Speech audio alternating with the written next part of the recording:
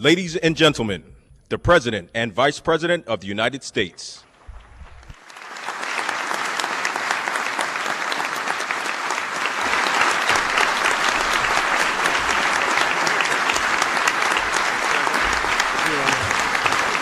Thanks. Thank you all.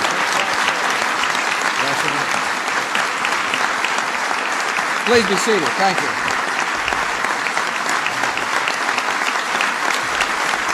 Thank you all very much.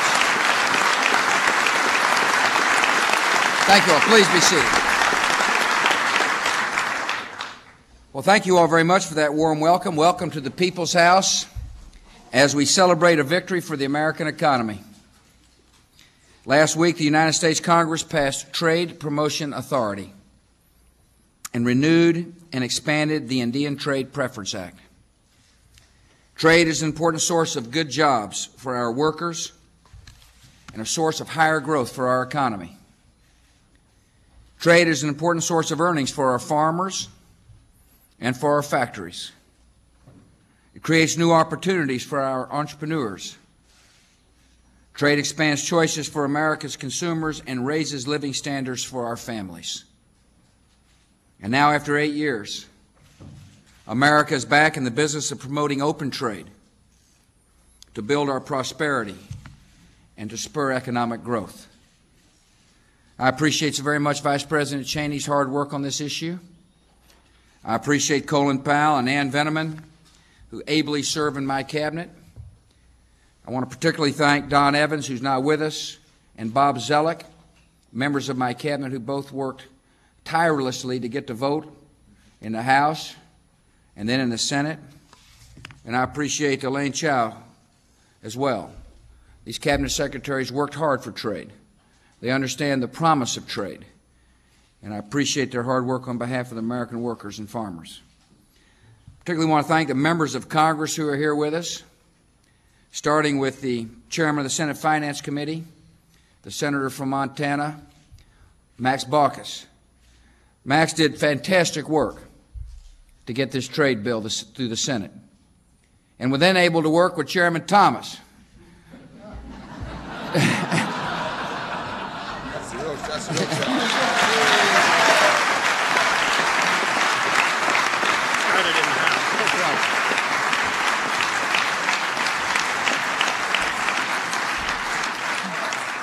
Chairman Thomas was heroic in the House. He was steadfast in his support for trade, and I appreciate his leadership on this issue. And I want to thank both members of the United States Congress, one Democrat, one Republican, who put their country ahead of their parties to do what was right for the people of this country. You two deserve a lot of congratulations.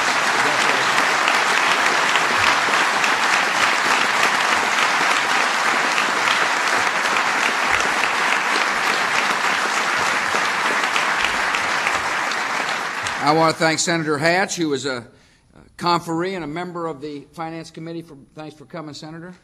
I want to thank my fellow Texan, Tom DeLay, the best vote counter in the history of the United States Congress.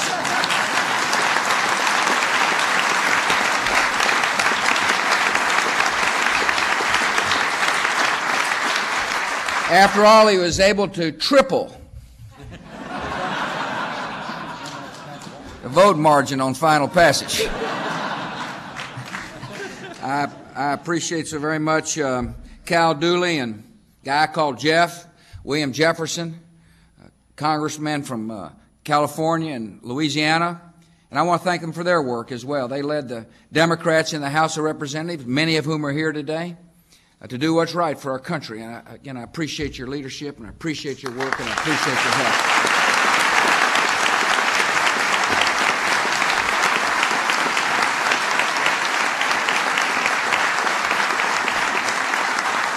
I want to thank Embajadora Ubaque from Ecuador.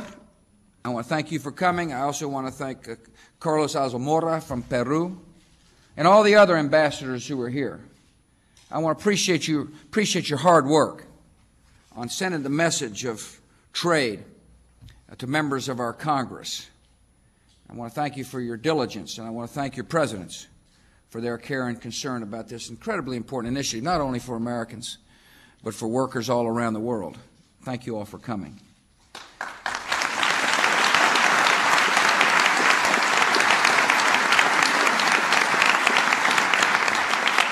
With Trade Promotion Authority, the trade agreements I negotiate will have an up or down vote in Congress, giving other countries the confidence to negotiate with us. 5 presidents before me had this advantage. But since the authority elapsed in 1994, other nations and regions have pursued new trade agreements, while America's trade policy was stuck in park. With each passing day, America has lost trading opportunities and the jobs and earnings that go with them. Starting now, America is back at the bargaining table in full force.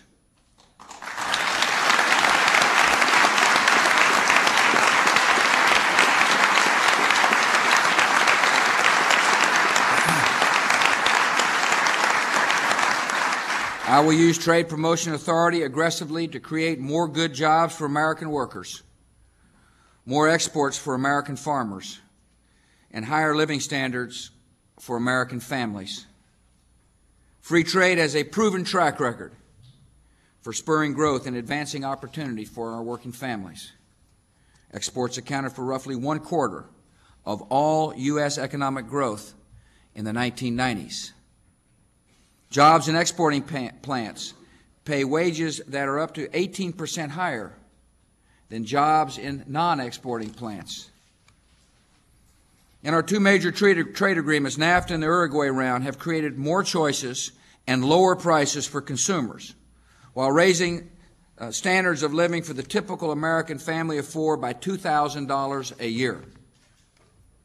America will build on this record of success.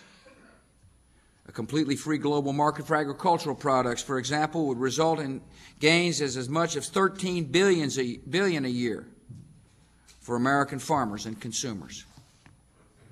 Lowering global trade barriers on all products and services by even 1/3 could boost the U.S. economy by $177 billion a year and raise living standards for the average family by $2,500 annually. In other words, trade is good for American people, and I'm going to use the Trade Promotion Authority to bring these benefits to the American people. Free trade is also a proven strategy for building global prosperity and adding to the momentum of political freedom. Trade is an engine of economic growth. It uses the power of markets to meet the needs of the poor. In our lifetime, trade has helped lift millions of people and whole nations and entire regions out of poverty and put them on the path to prosperity. History shows that as nations become more prosperous, their citizens will demand and can afford a cleaner environment. And greater freedom for commerce across the borders eventually leads to greater freedom for citizens within the borders.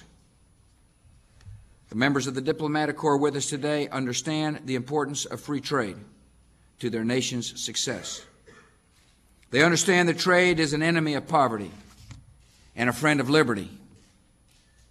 I want to thank the ambassadors for their role in getting this bill passed, especially the Indian ambassadors, who were such strong advocates for the Indian Trade Preference Act.